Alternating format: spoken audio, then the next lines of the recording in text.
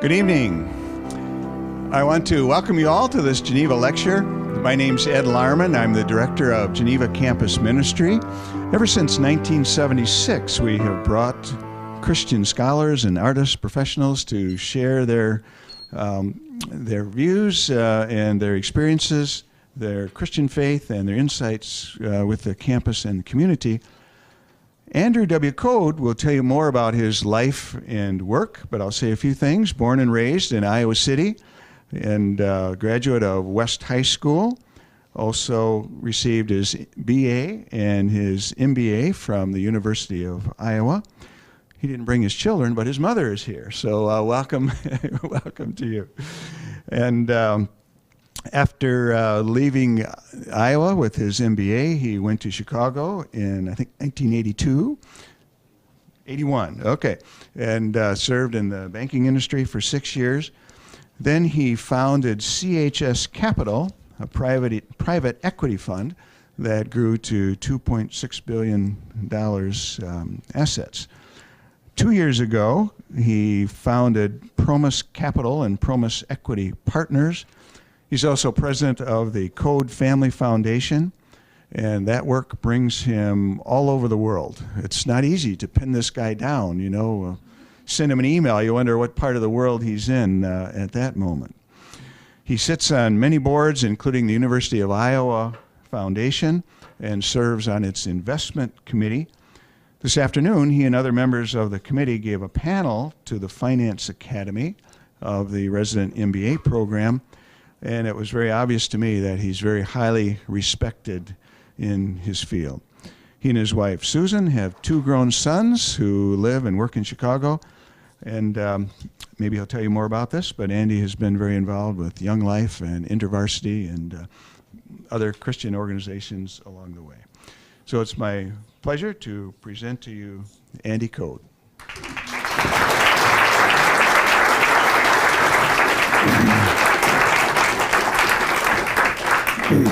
Well, thank you, Ed. I don't think I've ever been introduced like that before, and I've never given a lecture before, so maybe I should have had Lori come up here and give a lecture. But thank you to Ed and to Catherine for inviting me. I'm always just thrilled to get back to Iowa City. It's my home. It's my one fan club member is here, and that's always a thrill to be able to speak in front of people. I'm going to talk tonight about 4 things. I'm going to give you just a little bit of background on how I grew up here in Iowa City, my education, starting the business. I'm going to talk a little bit about leadership and what leadership has meant to me and what it's taught me over the years. I'm going to talk about my personal faith walk and how I've integrated a little bit in the business world. And lastly, I'm going to talk about the action, the things that I think that God calls us to do in the world with our faith, not necessarily with work, but with other things. So hopefully that'll give you just a little bit of perspective on my views and I think what God has really put inside me. As Ed mentioned, I grew up in Iowa City. I grew up on Tower Court, which was in just off of University Heights, and used to walk to Kinnick Stadium and sneak in the knothole section as a child. I had a paper out by the time I was 9. My dad was the circulation manager of the Press Citizen, so I was working from the time I was 9, never stopped working. Work was kind of built into our family. My mother was a school teacher and pushed me hard academically, and that became just part of the work ethic that I had. I ended up going to Iowa as an undergrad and majored in finance and got my MBA. While I was in high school, I got involved in Young Life, and so I was very fortunate through Young Life to go to Castaway. I ended up meeting my wife at Castaway in 1975. She wasn't my wife then, but she became my wife several years later, and Young Life became a big part of my life. It changed my life. I was a leader all the way through college and into graduate school.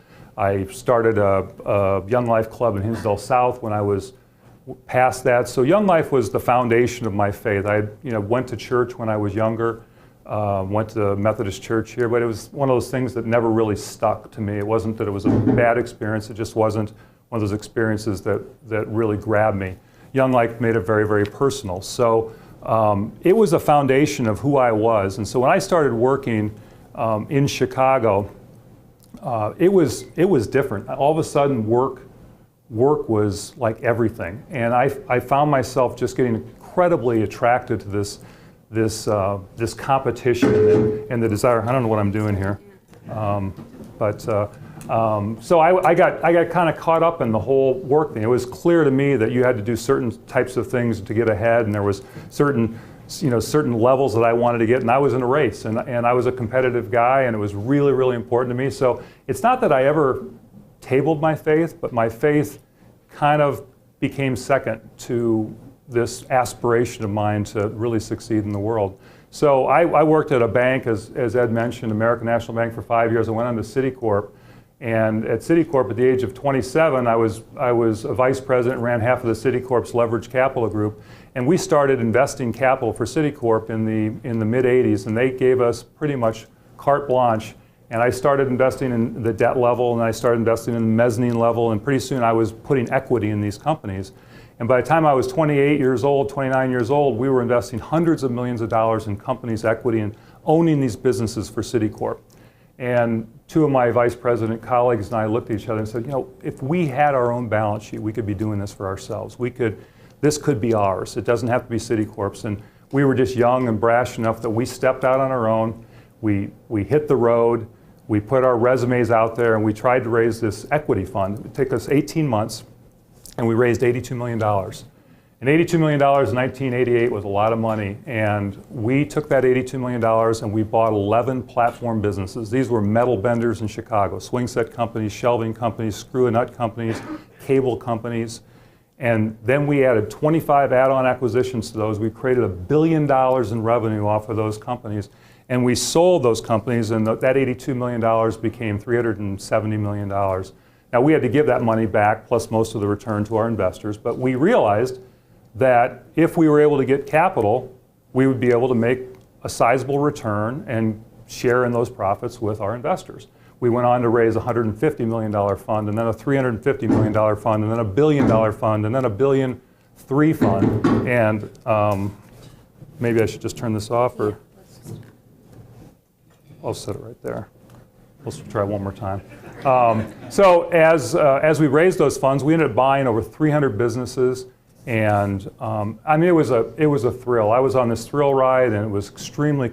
It was one of those things where my identity started to get a little bit more and more attached to the business side, and people were buying things, and you felt like you were getting caught up in this whole worldly success thing, and it wasn't that it ever threw my faith. I mean, I was still reading the Bible, I was still going to church, but it was getting pushed further and further back in my priority list. And I was fortunate enough about 16 years ago to meet a bunch of guys that were taking their faith very, very seriously, and they asked me into a small group with them. And I said yes, and we started going deeper. And I started reading a little bit more, and I started going to them and exploring this faith thing in a more serious way. And as I did that, my whole life changed. And what I'm going to talk about now is a little bit about the leadership skills that came out of that, and I'll go a little bit deeper into the faith aspect of it. But as I did this, leadership was something I always coveted. I looked at people that were captains of teams and presidents and CEOs of businesses, and I coveted it really, really bad, and I wanted it so bad. I remember in high school, my best friend was elected the captain of the basketball team and the captain of the baseball team. And I'm kind of going, why is it that I'm not this captain, you know? And then in the fraternity, I was the fraternity, and my same best friend was in the fraternity with me, and we had this vote off. And the first time was a tie, and the second time was a tie, and then the third time he wins. I'm going, crap. I mean, what's going on? And then we almost got, I don't know what you do with a fraternity, disbarred or whatever. Our fraternity, we were in the Animal House stage, and we had toga parties and all that. And our fraternity, this was in the late 70s, and our fraternity, the Sigma Nu fraternity, was literally on the last block. They'd kicked half the staff off. And my friend and I were having Bible studies in our fraternity, and we were criticized like you cannot believe in this fraternity. And finally, when the fraternity was about ready to shut their doors, they came and they begged me to be the president of the fraternity. And I said, no, I'm not going to do this now. It's like, I couldn't believe it. But it was like leadership. I learned that leadership comes not when you want it, but after you've earned it. And leadership's not something that you seek, it's something that finds you. It's something that anoints you. And interesting enough, the Apostle Paul in his epistle letter, he wrote, the Apostle Peter, he said, let me find my glasses really quickly. I think they're in here somewhere. One thing you learn when you're 55 is you can't read without them. So, Apostle Paul said, be shepherds of God's flock that is under your care, acting as overseers, not because you must, but because you're willing, as God wants you to be. Not greedy for money, but eager to serve. Not lording over those that are under your care, but being examples to the flock. And when the chief shepherd appears, you will receive your crown of glory that never fades away. That became one of my life verses. To be a shepherd of a flock and to do it differently, not because it benefits me or because my identity was something that I took as a leader, but because I was a servant. And as I changed my philosophy on leadership from being something that was important to me to being more important to others, all of a sudden I was becoming more of a leader. People were asking me to do things. I wasn't seeking them. I was being put in positions at work, in our church, with our family and communities and small groups. And so it was an amazing thing to me to learn that all of a sudden we started a fellowship group in Chicago on Fridays with 6 guys. Today we have over 650 men in the city of Chicago. These are men in the city of Chicago that are lawyers and accountants and stuff that are in our group. We have retreats every year with 200, 300 people that come. We take 6 mission trips a year. And it all started just by being faithful and being willing to listen to what I thought God was putting on my heart and just showing up. And today we've got a full-time staff that runs this. It's an amazing thing. It's one of the biggest parts of my life. The other thing I learned about leadership is that, I don't know if any of you have ever read the Blackaby book, but Lead Like Jesus. But Jesus was an unbelievable leader. He taught 3 things. He said, do your work excellent. Do your work, be the best at your work. I would have loved to have seen his carpentry work. Can you imagine how good his carpentry work was? I mean, the wine they said that he served at this wedding was like the best wine. I would love to sip that wine. He was excellent at his work.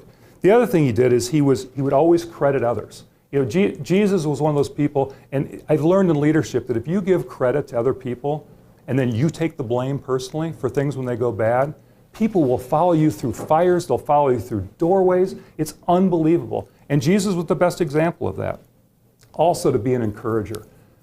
There are so many people that get in positions at work, and many of you have worked for these people, that have this Napoleon complex where it's like they sit behind the big desk and people come to them and they make people sit in front of them, and it's almost like a servitude.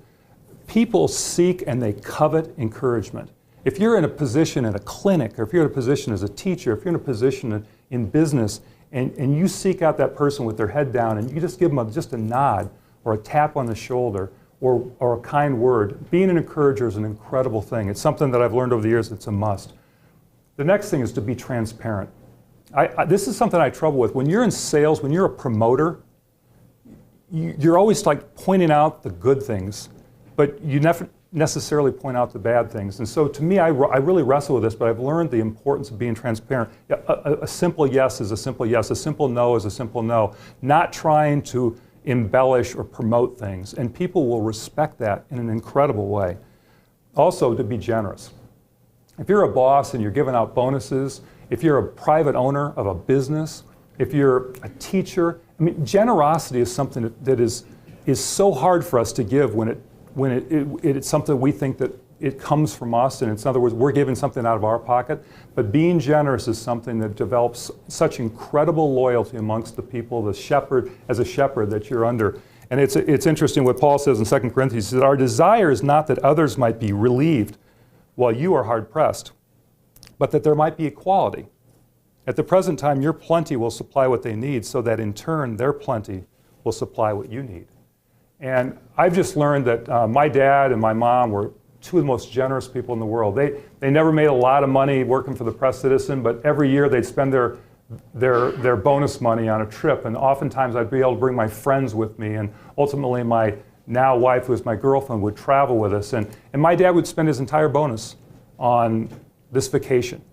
And when people would come over to our house, it was always open. People would sleep over there all the time. Meals were always on the table. And it's something that was embedded in me that thankfully I've got. It's like in my DNA. And it didn't come natural. It came because I watched other people. And people absolutely crave generosity. And they in turn then become generous to other people. So it's an amazing thing. My word of the year, a guy that leads one of these small groups asked me, he said, pick a word that you want to make your word of the year. And my word was humility. This does not come natural to me at all.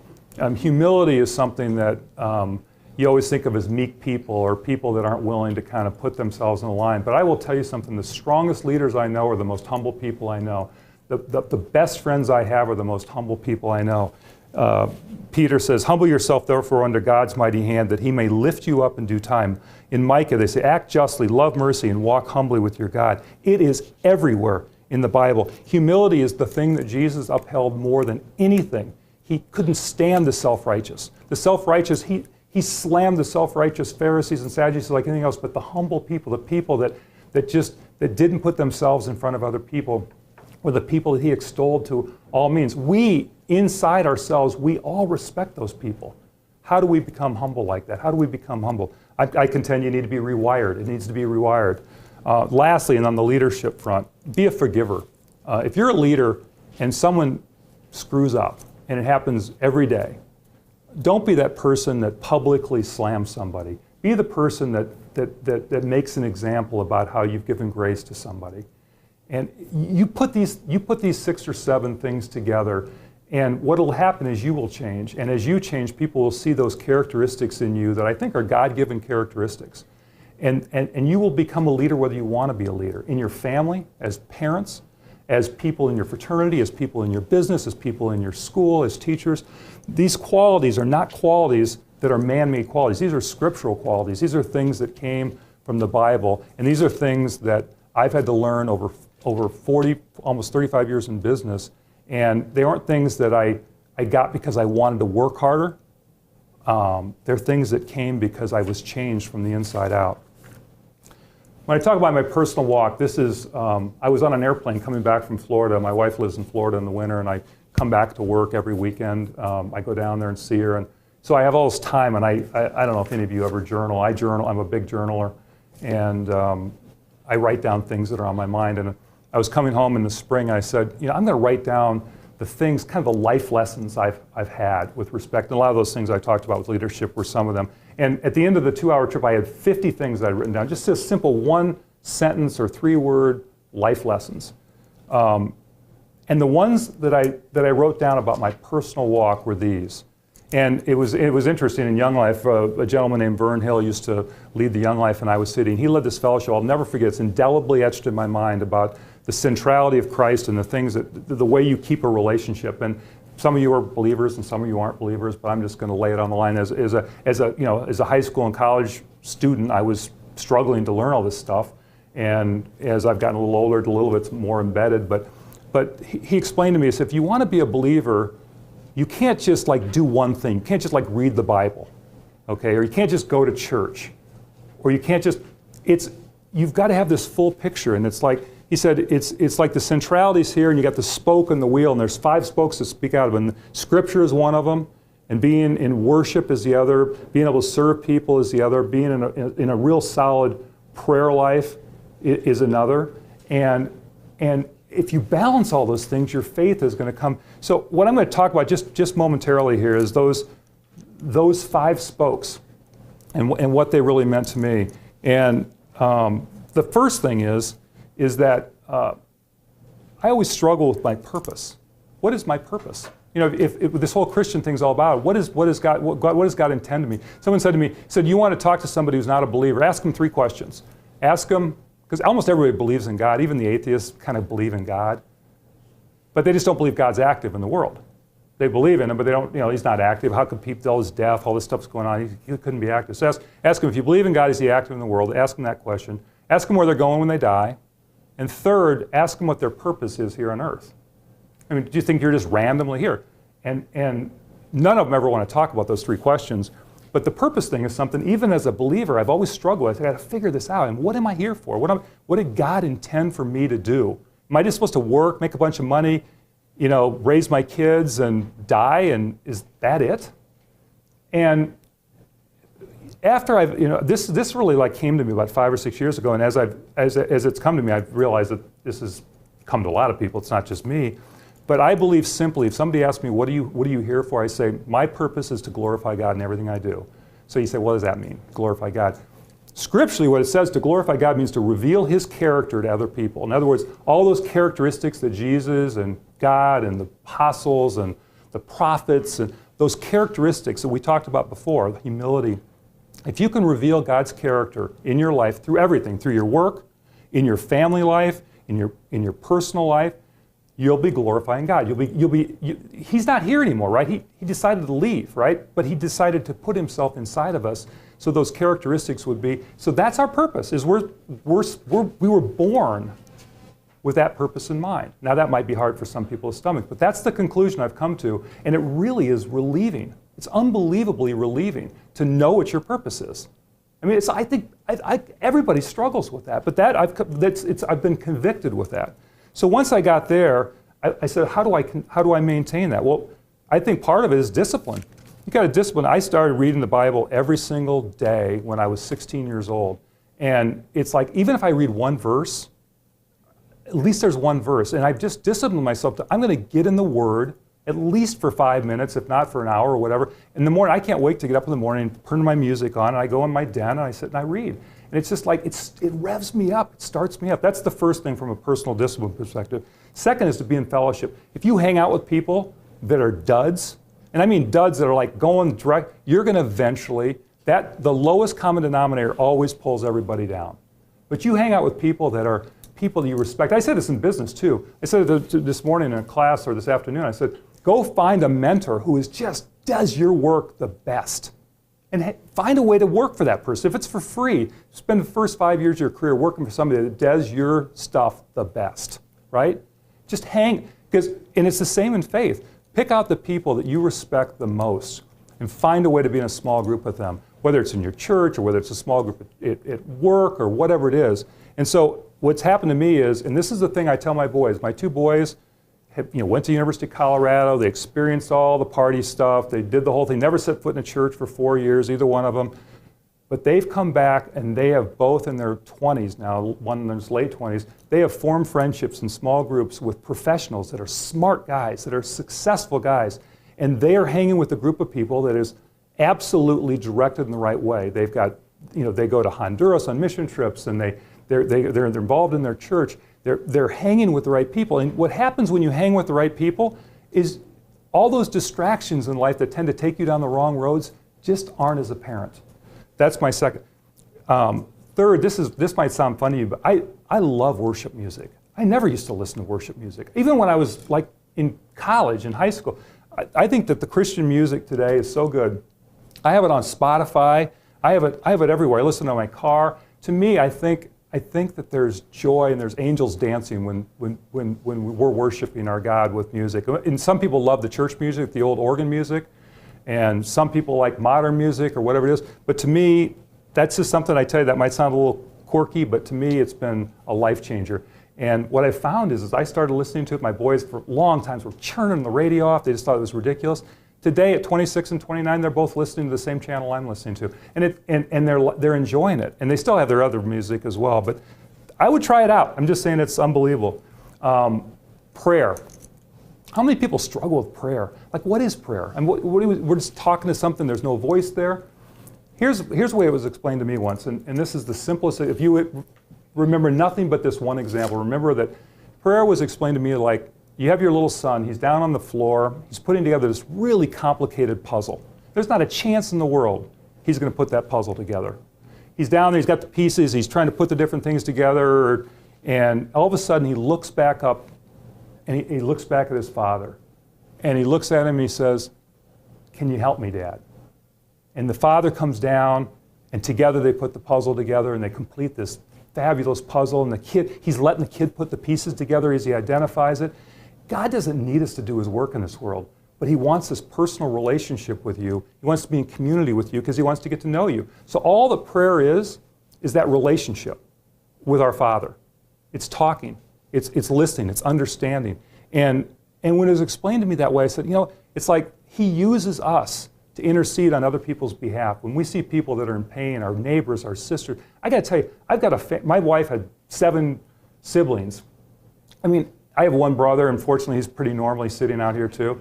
But if you go deep in any family, there is stuff going on. It is messy. I mean, I got to tell you, there's alcoholics, and there's people with physical ailments, and people have lost their jobs, and you don't have to go deep. All you have to do is look to your left and look to right. There's problems everywhere.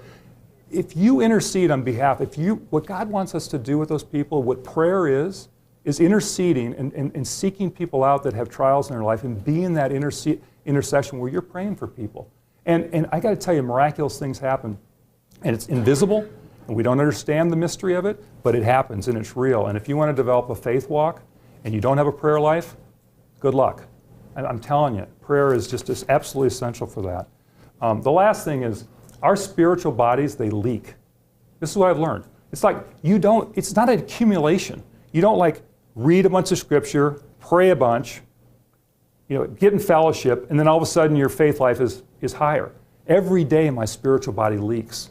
So you've got to it's a replenishment thing. It's like, you have to almost breathe the Holy Spirit in on a daily basis and let that Spirit come into you and just almost invade your body. I literally get out of bed in the morning, I just breathe the Holy Spirit, and I say, listen, I can't do this without you.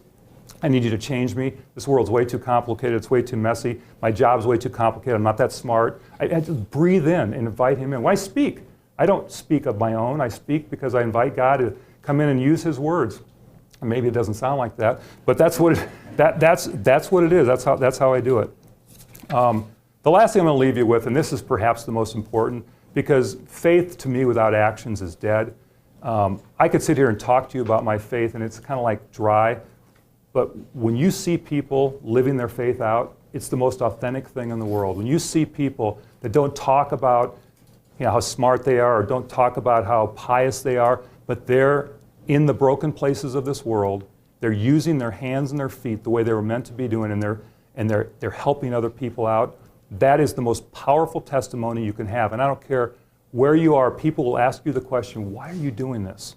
And then you have an opportunity just to tell them who you are. Not in any glamorous, sexy, wordy, speechy way, but just authentically. This is who I am. Jesus allowed us to participate in his will. He allowed it to happen, and we're fortunate that that's the case. Henry Blackaby says, if you want to experience God, go where he's working. Find the pockets in your community where he is working and go there and watch it.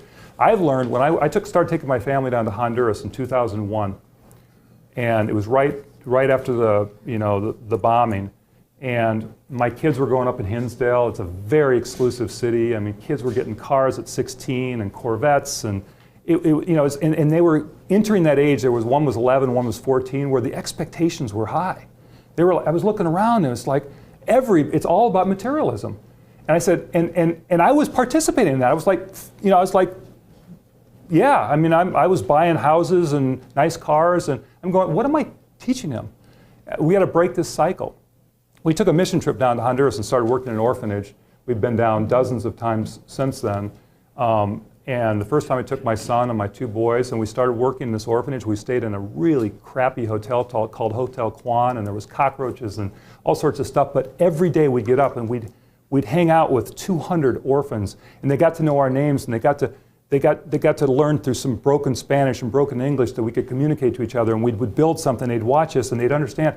And after 13 years, we know their names, we know their histories. I had a chance to go down and walk one of the girls down the aisle and get married in December with my son. And I said, this is one of the coolest things I've ever done. And it's changed me. It hasn't just helped them, it's changed me. It's changed our family. It's changed my boys. I have a son that all he's doing is impact investing. All he wants, he's in Sri Lanka right now. And it's because we broke this pattern of materialism that was invading my life in an amazing way, because it was the fruits that I thought were things that I'd earned from my labor. I'm really good at private equity. I'd made all this money, and it's time to experience all that. It was just a lie. And I still have all those nice things, okay? But the importance of putting those nice things as the goal and the identity and the trophy is just wrong, and it'll cripple you, it'll crush you, and it will crush your kids. And so we started doing these trips, and it's changed me. It's changed me. And you want to turn into a giver? Let me tell you something. Expose yourself to people that have a brokenness in their life and get to know their name on a personal basis. Invite them into their home. Invite ministry leaders and their wives into your home. Get to know them. You will have no problem giving to people if you know their story.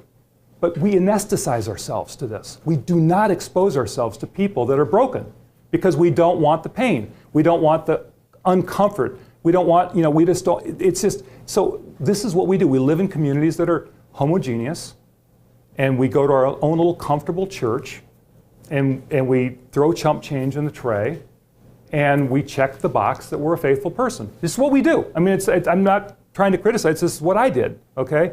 What I found is if I break out of that mold and I go to these places and I get to know their names and I get to know the ministry leaders and I understand their problems and they understand mine and I form this relationship, there's nothing that they would ask me for that I wouldn't give them that is really healthy for them. I'm not, they're not asking for BMWs. They're asking for an education. They're asking for clean water. They're asking for just an opportunity to live without the medical the oppression of the disease in their areas. And we've gone all over the world. We've been to Africa. We've been to Bangkok on missionaries. We're going to Africa in the summer. We spent a lot of time in Haiti and Honduras.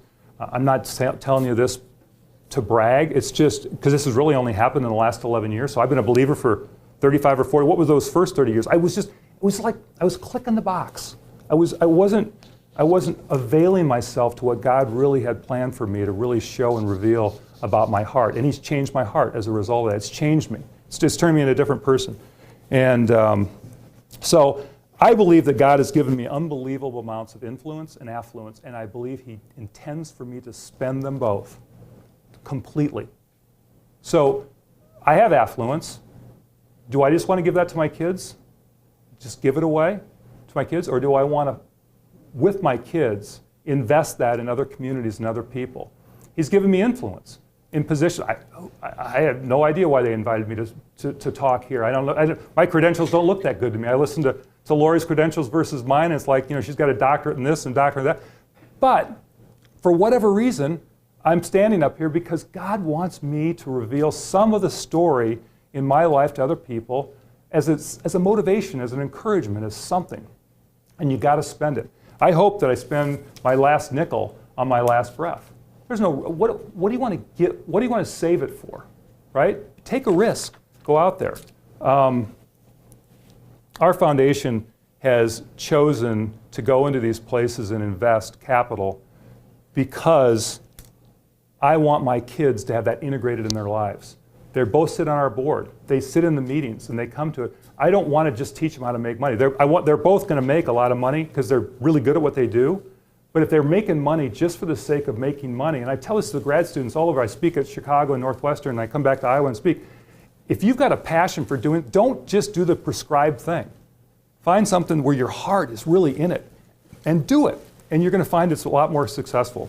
I also believe our legacy is in our children and our relationships. So if you want to leave something, leave the legacy of character and faith to your kids. Leave the legacy of being generous and a giver and an investor in other people's lives. And you will have, that's the legacy is they live longer than you, and they will pass that legacy on to their kids. And that's the legacy that survives generations. And it's something I'm really excited about. I'm just excited about watching my kids get married someday and have kids of their own and watch that generational thing coming. I'm going to leave you with one last verse, and this is one of my favorite verses. And the Apostle Paul tells us that we're God's workmanship. We were created in Christ Jesus to do God's work, which God prepared in advance for us to do. I love the fact that we're His workmanship. We're His hands and His legs. And my challenge to you is use your hands, use your feet, use it in a way that is really glorifying to God. Be that broken bread, that crushed wine, so that when into your life you feel like you spent it. It's done, it's used, it's invested, and it's not accumulated. And I think you're going to find unbelievable satisfaction in that. Andy, this is very inspiring, your personal faith and how you have implemented that in some ways, in many ways. But I'm wondering, when you do your investment work, how does your faith impact that? When you're buying companies and shaping companies and so on, in the day-to-day work, how does your faith get expressed?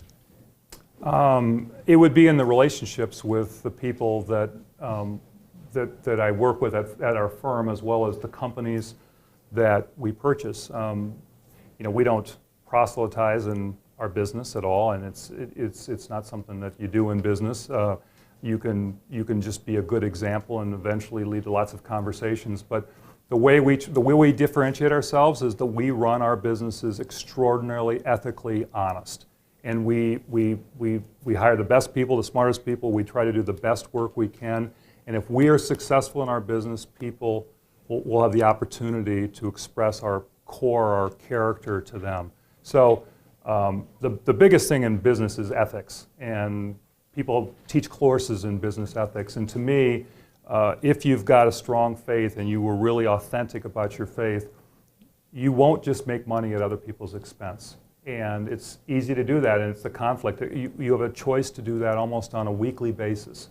And so you've got to find a way to put kingdom in front of profits. And in the end of the day, I don't think you compromise any profits, because if you're doing business in that way, in a really excellent way, I've never found that I've had to sacrifice profits just because of my faith, ever. Please raise your hand if you have a question or comment, and I would like you to use the microphone, not just for the room here, but also for the taping for our television audience. Okay.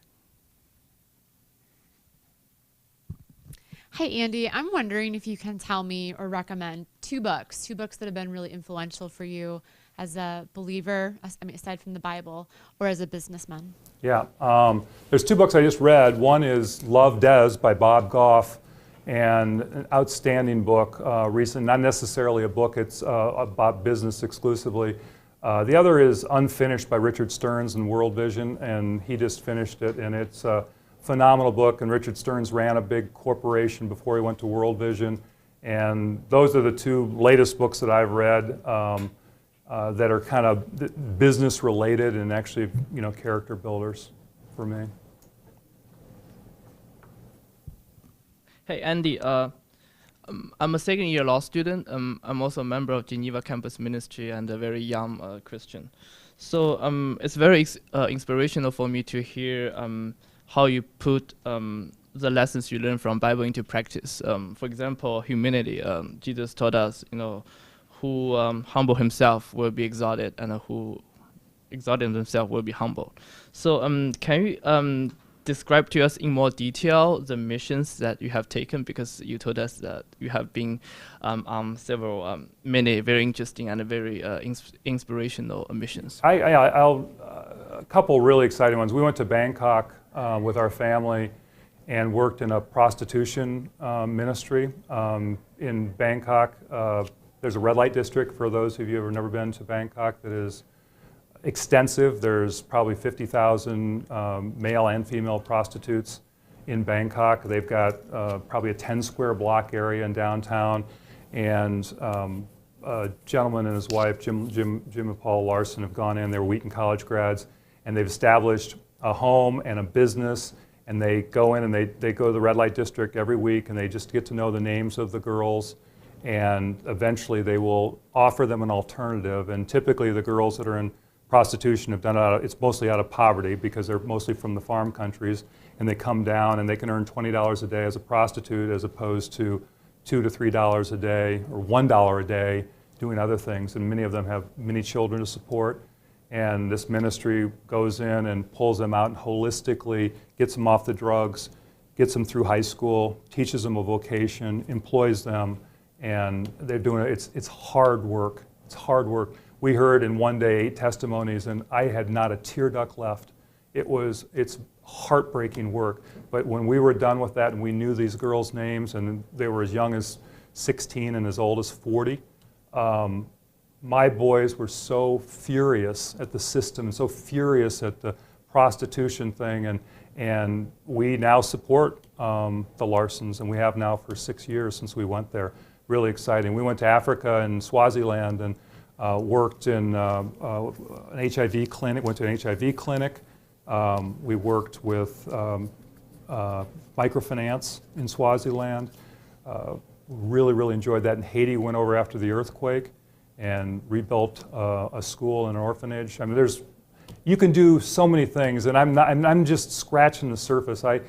There's people that do this and they give their life to this, and I'm going over on weekends and weeks, so I'm nothing to pat myself on the back for. The reason I've done it, it's not that the work I've done has been important, it's that it's changed me, right? You go over to these mission trips thinking you're going to save the world, but the reality is you're saving yourself. And then you change, and maybe you help some people out as well, but it's not about what you're doing for them, it's what they're doing for you. Hi, my name is Arabella. I'm working towards 3 majors here, and I'm doing a certificate as well. I've done a lot of work abroad, and I'm just wondering if you have any specific advice for highly motivated individuals to help achieve their goals. How did you get to where you got by the decisions that you made? Well, I was highly motivated, and I don't know where it all comes from. Again, I give a lot of credit to my mom and my dad and just the way I was raised. It was just in me that I wanted to be successful, and there was nothing that was going to stop me. It was literally, I'm a type A personality, and I charge through walls and stuff, and I'm not saying that's good, but that was just in me. So that was part of it.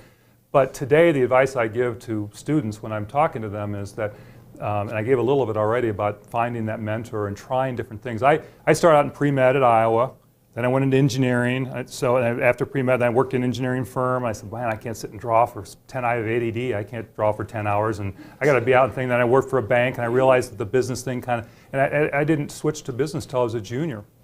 And I got into business, and I will tell you 2 things. Find that mentor and work for a group that shares the values you have if you can. You can't do that when you're working at Citicorp. I worked at Citicorp. I was working 80-hour weeks. I was working weekends. It was killing me. I lost 20 pounds. I was like emaciated. My wife just said, look, I feel sorry for you. I had to do it. I had to do it to probably learn the things that I have right now, the skills that I have, but yet I didn't have to do it for a lifetime. And so I always encourage people to follow their passions and their skill set, and they'll be successful at it. And don't chase the dollar. Chase what you care about, what you dream about. Chase those things. So, anything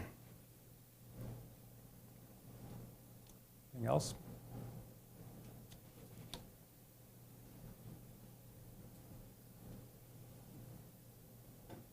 Hello, my name is Sahan. Oh, sorry. Hello, my name is Sahan. So you say that you spoke a lot about ethics and faith in your business, but obviously, do you think do we teach that enough in college, given that we just went through a financial crisis? There was a lot of Wall Street fraud happening, and it took down the economy in 2008 and 2009. Do you think do we teach that enough for especially finance majors? And just so you know, I'm a finance and international relations major myself. So yeah, I don't know. I was talking to Kathy Zaharis earlier about that, who works in the Department of Finance, and she said, the financial crisis that started 6 years ago, many people have already forgotten about it. The younger people don't even really know about it. And the answer is, I don't think we probably do. I mean, I think that financial crisis was caused by a lot of greed. And it was banks' greed in lending to people that didn't have any credit. It was investment banks' greed. It was greed all over. And I think it's a cycle. I'm seeing it happen again. The market's getting frothier and frothier right now, and people are chasing profits, and it's getting more and more competitive. People are taking higher risks to get the same profit. And it's just, to me, I just see the same cycle repeating itself over and over again. So I think people have very short memories, and I think they're constantly chasing profits, and I think they're willing to do whatever it takes to get there. So is there an academic way to teach that? I hope so. For me, it's finding people that really have those characteristics and working with them. It's the only way you can do it. Somebody that is willing to say no to the really tough things to say no to. and to take the high road and to be unbelievably honest and transparent. When you work for somebody like that, you aren't for, if you work for a crook, you're going to be a crook. You work for a crook, you're going to be a crook. That's the way they're going to motivate you. That's the way they're going to reward you. It's the way they're going to, the examples you're going to see. So I just tell people, I don't care how much money you're making. If you're making $250,000 coming out of school, but you're working for a crook, it's just not worth it.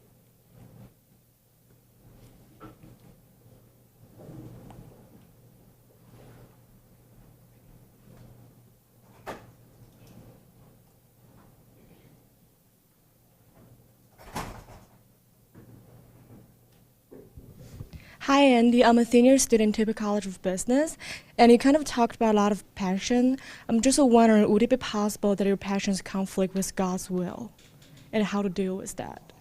It's a good question. I think God gives us our passions. I mean, I think there's lusts that we have in our bodies for all sorts of things, okay, that are not passions. And passions are getting in touch with your God-given abilities and your desires and things you're typically good at, what you're passionate about. And I don't think that those things are ever in conflict. I mean, I could be proven wrong, but I don't think so. I don't think that those God-given abilities are things that we shouldn't pursue. I think the things that you shouldn't pursue are lusts for the things in the world that are not something that is of Him.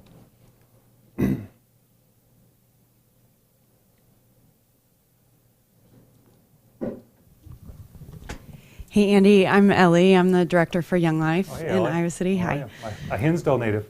Yes. Yeah. So the way you talk about your faith in kind of the last 11 or so years seems sort of like it's taking you by surprise. This is a new experience. And I'm wondering if any of your experiences in high school or college sort of foreshadowed that as you look back on it, like, oh, there was a part of it, or were there any meaningful experiences in those years that feel like really set some foundation for you? It's my walk. I mean, it's my walk. And when I was in college and in graduate school, I was passionate with my faith. Passionate. I was in prayer. I mean, everything else. What happened to me was that I got caught up in the race, in the worldly race. I had one leg in the world and one leg in the kingdom, and the world was winning. It was kind of like, it was so attractive to me that I got kind of, the world was obfuscated. It was just. And I found I was good in the world. I was good in the world. And so the world was constantly reinforcing these things. And so what it was doing, it was pushing this faith further and further away. And I didn't ever get a chance to develop it. And as I got kind of, hooked up with these friends of mine about 16 years ago, we just started breaking the walls down again and going back to the basics and doing the fundamental things I talked about around the spoke and the centrality of Christ. And I kind of got back to where I was in college. Which was a really authentic, I didn't have any money in college, right? I mean, I lived in a trailer in graduate school. And I was the happiest as happy as I've ever been. So it just proves to you, I mean, we literally, we were paying $100 a month in a trailer out on the way to Tiffin, Iowa. And my wife and I got married and we lived in the trailer for a year. I mean, it's like, and we were happy. So I got back to my roots. So I think that was my walk. I think I was supposed to go through that. It's not. Everyone's got their own walk. It's all different. So, yeah. So Andy, you've talked a lot about the mission trips that you've gone on, and I've been on one myself internationally, and seeing the physical poverty that's out there. I don't think I had any idea until I went. And you've mentioned that you've been blessed with a lot of affluence. Is it difficult for you to go and see those things and still know what you have back home and that you're returning to it in a few days? Yeah. So how do you respond to that? It's made me a lot more generous. It's made me incredibly more generous. I still don't think I give enough. I mean, I don't think have I ever sacrificially given where it's like it cost me something? The answer is no. I mean, I don't know other than somebody that has, so that's why God always talked about, the lady that gave her last coin is worth so much more than the person that publicly was given all this gold and stuff like that. Well, that gold didn't cost him anything. It didn't cost him a lifestyle. And have I ever given to the point where it's cost me a lifestyle where I've had to give something up? The answer is no, I haven't. But directionally, I'm moving in the right direction. I feel comfortable that directionally I'm heading the right way. And I feel that you can't save the world, but you can save one life, and then you can save 2 lives, and then you can save 3, and you can participate in these people's lives. And the further I get in, I can't wait to get back. I can't. It's like insatiable, and I feel like he's got my attention. Got my attention, and I feel like if somebody came up to me, like this girl Gloria that I threw the wedding, she never would have had a wedding. I threw the wedding for her, and it didn't cost like $5,000. Up here it would have cost 50, right? It's like down in Honduras, and for her it was more money than she could ever conceive of. It's like 3.5 years of salary. But for me, it was such a joyful thing, and she was pregnant already. You know, she was embarrassed. And in her culture, you don't get married when you're pregnant. And she was like really pregnant. I mean, it was like, and she would have been Austrian. It was like I would have done anything for her because for over 12 years I got to know her. And she was like, she calls me Dad. You know, it's like, what is that worth? It's like everything to me. So, am I there? No. Am I given enough? No. Am I directionally correct? I think so.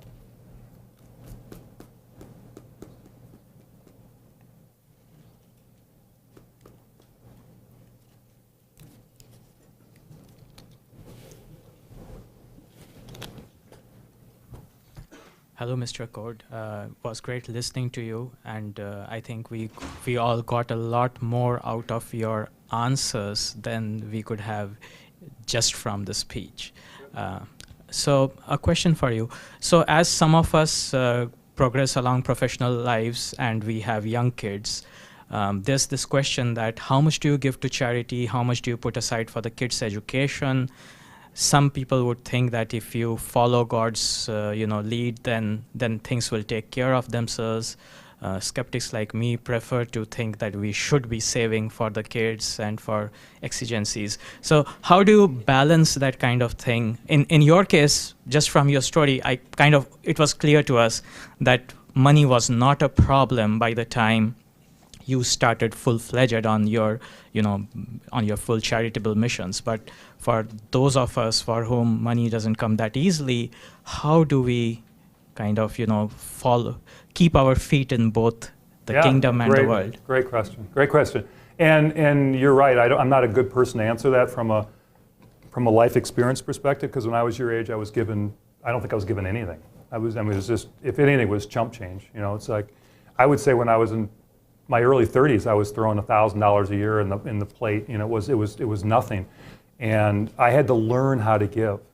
But I'm teaching my kids to give in a sacrificial way, even though they're only, they're making a fraction of what I make. You know, they're writing checks to organizations out of their own pocket, and they're learning that. And I don't know. I mean, the New Testament doesn't talk about tithing ever. It's an amazing thing. Tithing is an Old Testament concept. Jesus' standard's way higher than that. It's way higher than a tithe. It's like you give everything. It's like when you're called, you can give. So to me, I think God always takes care of people that have been generous with their tithes and their offerings. I don't think He ever puts people on the street because they've been generous to somebody. Every time I've given more than I really wanted to, miraculously it seems like something shows up, that an investment yields twice what I thought it was going to yield, or a check comes in as a distribution. That sounds really funny, but it's true to me. It's happened that way for years and years. So as a young person, I would encourage you just to start giving. And a tithe is kind of a good target. You know how many people in the Christian church tithe? It's 3%. That's it. 3% of the people tithe, and that's only 10%. I mean, I think the standard's way higher than that. I just think it's way higher. I think we can afford to do way more than that. I don't think we take it with it now. I don't think it's ours. I don't think this income is ours in the first place. So, I was wondering if you could say a little bit about how your faith affects decisions you make within your business, such as what other businesses to buy, or how to invest, and that kind of a thing. So, in addition to being honest and generous, how does it shape? Yeah, I think I cannot get passionate about investing and buying a business that does something that violates my conscience. You know, we don't invest in, alcohol companies or gun companies. I have a gun safe company that we own that stores safes. We just, anything that has to do with exploitation or pornography, or we're just not going to do it. I mean, it's just period. And so it It's not even a line that we even come close to approaching. When they do come up, and sometimes they come up, it's just a quick no. But the firm I work for now, Promus, I didn't really get into, but Promus means stewardship. We have 42 people. It's a faith-based firm. You don't have to be a Christian to join there, but people that work for us know that that's the foundation of our firm. All the partners are believers. I can't tell you how, we have a Tuesday morning Bible study, and we pray at our firm. We're unapologetic about our faith. And if we were going to buy a company, we'll pray about whether we should buy that company. Just to follow up on that, so as I understand, you would buy companies, kind of lower or middle level companies, from what I heard in the seminar this afternoon, and try to grow them and build them. But often, my stereotype of companies, investors buying companies, it's okay. Then come massive layoffs and so on, and hardship for the employees and so on. How does your faith affect how you treat those employees of those companies you buy, for instance? I will tell you this, that we've had to lay a lot of people off over the 30 years I've been doing this. But it's better that the company survives than it is that you employ a company and the company goes bankrupt and everybody loses their job. It just is. It's just better. And dead wood in companies needs to be cut off. And people and there are times when businesses just grow fat and happy, and nothing, when it's not run efficiently, is ever going to survive. So I do believe there's times that people have to be laid off. There's times that CEOs have to be fired, but we do it in a real civil way with severance, and we probably over the years have hired a lot more people than we have laid people off. So if you're in business, the ebb and flow of hiring decisions is always in front of you. If you're a department manager of a clinic, it's in front of you. And if you've got somebody that's not carrying their weight in a school, the problem with public schools today is they won't let anybody get fired. It's like this. And so people just have these patronage type jobs. And in business, you can't afford to let that happen, or businesses go bankrupt. So I don't have an issue with putting better people in place. It hurts. It hurts sometimes when you have to lay somebody off and they've got kids. But it's better that the whole business survives than have one, than you're trying to protect one person. It sounds kind of harsh, but it's real.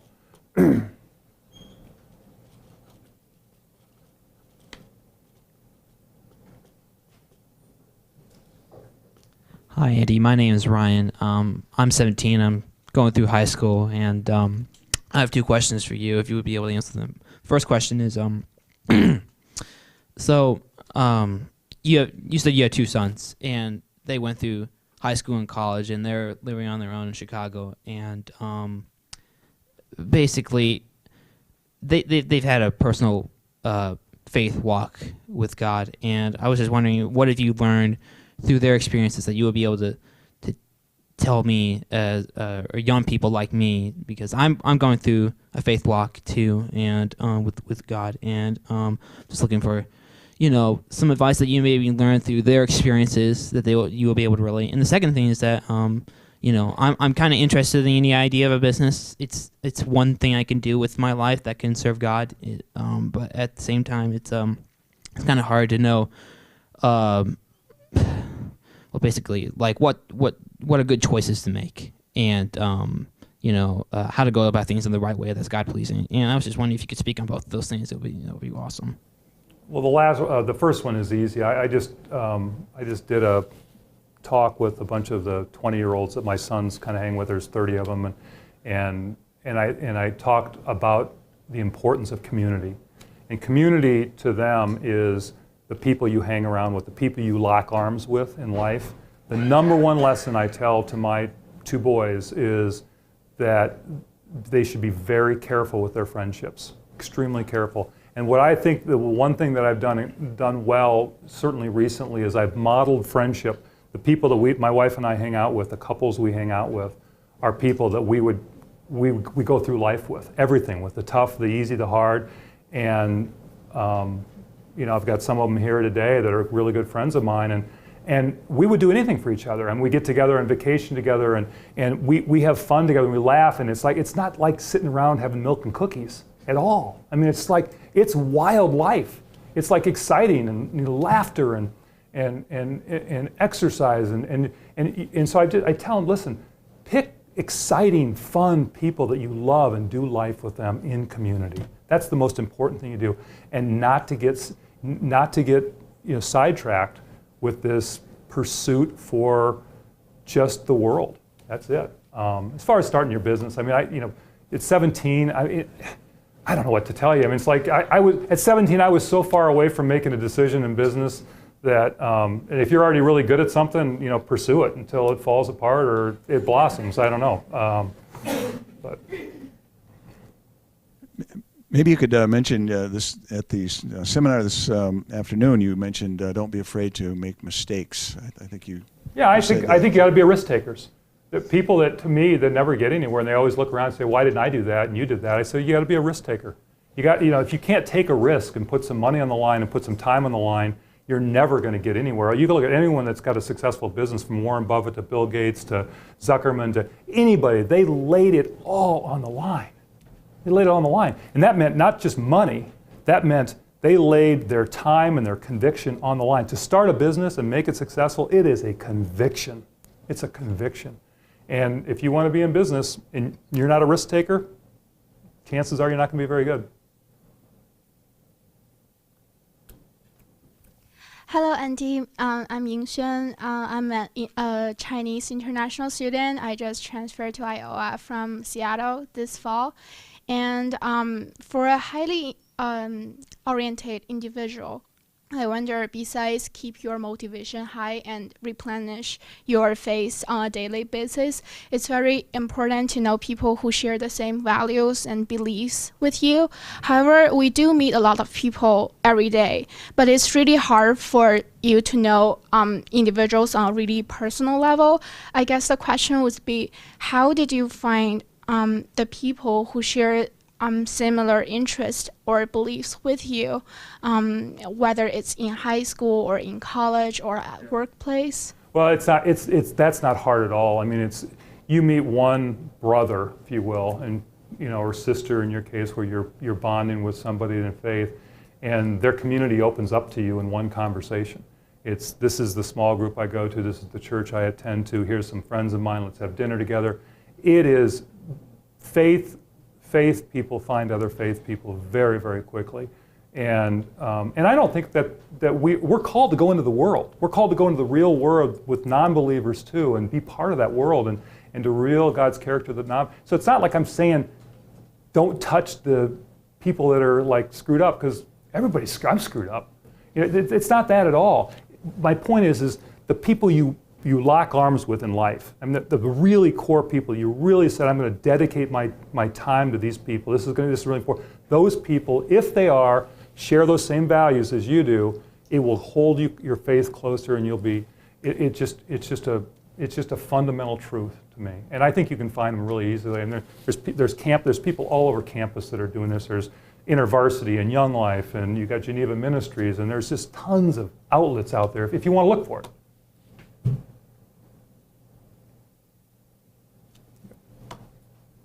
We take one more or two more? Okay, two more. Okay.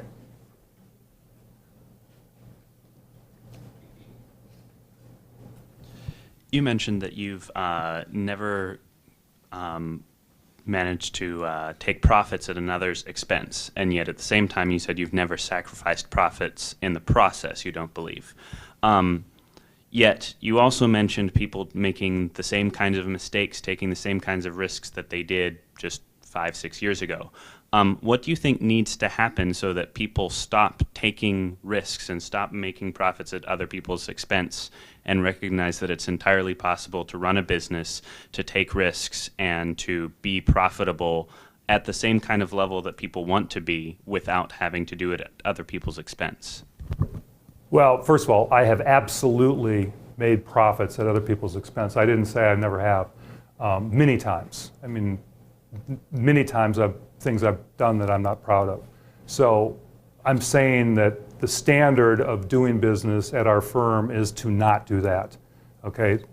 But that doesn't mean I don't screw up and I haven't done it. So I don't want to make that claim at all. I believe if you've got a good idea and you've got a good company and a good product, that you can conduct business and you can beat your competition in a very healthy way. I mean, when you're competing in business, you are trying to beat the other company. I don't care what you say. But it doesn't mean you have to sabotage the other company. It doesn't mean you have to sabotage their people. It doesn't mean you have to do any of those things. You just have to be the best at what you do, and you have to work hard at it.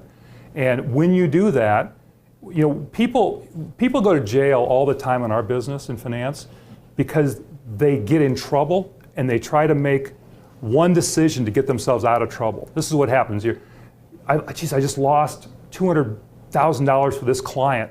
Here's what I'm going to do. I'm not going to tell him, but I think I've got a great trade in mind. I'm going to go ahead and trade some of his money in this stock over here so I can make up the profit for whatever, for this. And I won't tell him. I'm going to take money out of this account over here and put it over here just temporarily, but I'm going to pay it back.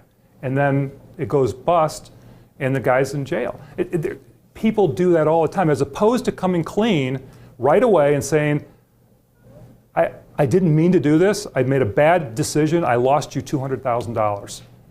You're going to lose the client, but you're not going to go to jail.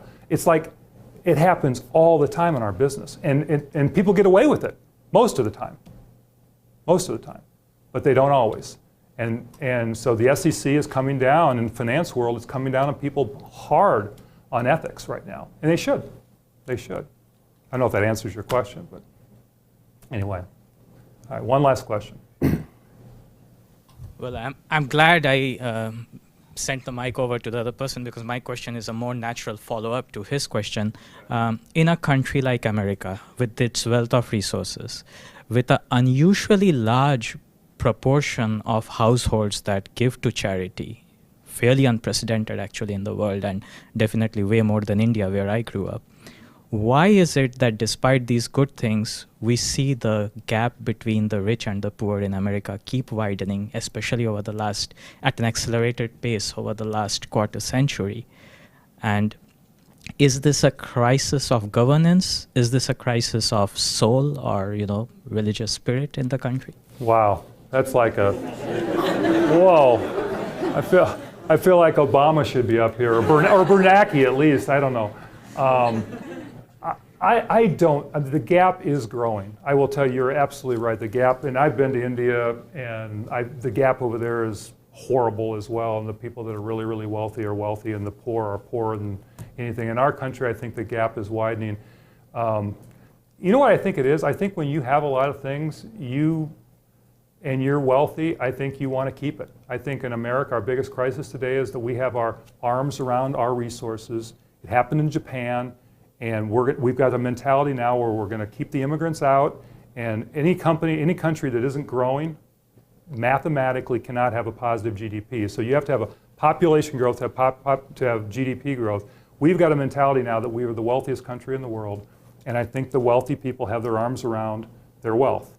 And I don't think there's any chance that they're naturally going to share it. We have to create jobs that have ownership in them from the bottom up in order to create a middle class that has ownership in order for that wealth gap to be changed. And that means there has to be jobs, and that's why microfinance is so important in third world countries, because you're lending money to people that never would have a chance to start their own business, and the ones that are good at it will create a middle class in those countries, and eventually they'll narrow that gap between the wealthy and the poor. It's a long, complicated, I don't think I have all the answers, but it is a very complicated issue. And it is absolutely true that our rich are getting richer in our country and our poor are getting poorer. So, well, thank you. Thank you. Thank you very much, Andy.